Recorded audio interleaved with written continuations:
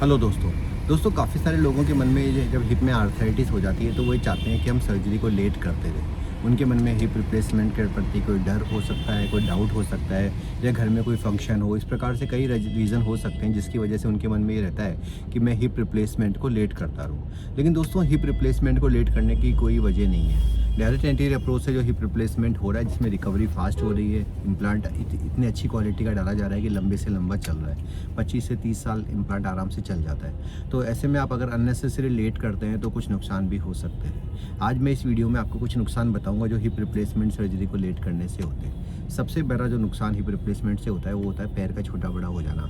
जितना भी आप हिप रिप्लेसमेंट को लेट करते जाते हो कार्टिलेज घिसती जाती है, और जब कार्टिलेज घिसती जाती है तो पैर की लंबाई कम होती जाती है, जिसकी वजह से पैर में असमानता आ जाती है, पैर छोटा या बड़ा हो जाता है। जब आप ऑपरेशन करते हो तो नॉर्मल हो जाता है, लेकिन जितना आप लेट करते हो वो जो गैप है वो भरने के लिए आपको बड़ा इम्प्लांट यूज़ करना पड़ता है। तो ये सबसे बड़ा नुकसान है हिप रिप्लेसमेंट सर्जरी को लेट करने का।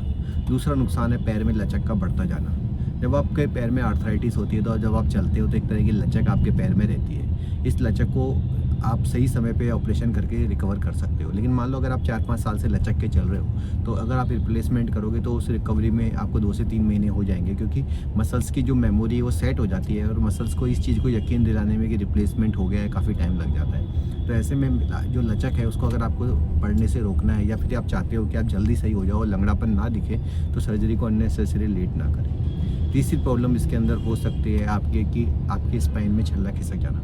जब आप हिप रिप्लेसमेंट की सर्जरी को लेट करते हैं और लचक दे के चलते रहते हैं तो जो पूरा लोड है वो स्पाइन पे पड़ता है, जिसकी वजह से कि स्पाइन में डिस्क प्रोलैप्स हो जाता है। कई बार ऐसा देखा गया है कि रिप्लेसमेंट सर्जरी के बाद पेशेंट को स्पाइन की सर्जरी भी करानी पड़ती है। ऐसा मैंने ज़्यादातर उन क्षेत्रों में देखा है जहाँ पे कि आपने रिप्लेसमेंट की सर्जरी को काफ़ी दिन तक लेट कर दिया है किसी भी वजह से, तो उसकी वजह से जो कमर है उस पर लगातार जोर पड़ती रही और छल्ला ही खिसक गया। तो हिप रिप्लेसमेंट की सर्जरी को ज़्यादा लेट करने से नुकसान हो सकता है। चौथा नुकसान है बोन का घिस जाना या प्रोट्रूजियो हो जाना।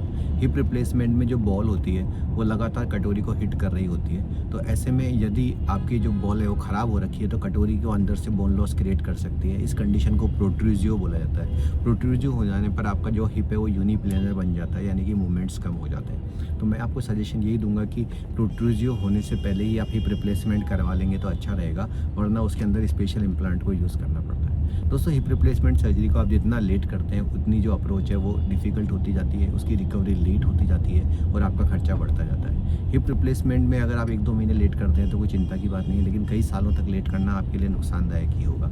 अगर आप लोगों को हिप रिप्लेसमेंट की सलाह दी गई है और आपके मन में कोई डाउट है या आप ये समझ नहीं पा रहे कि कौन सा इम्प्लांट अच्छा रहेगा या कौन सी अप्रोच अच्छी रहेगी, तो आप नीचे लिखे गए नंबरों पर संपर्क कर लीजिएगा और मैं आपकी मदद करूँगा। धन्यवाद दोस्तों।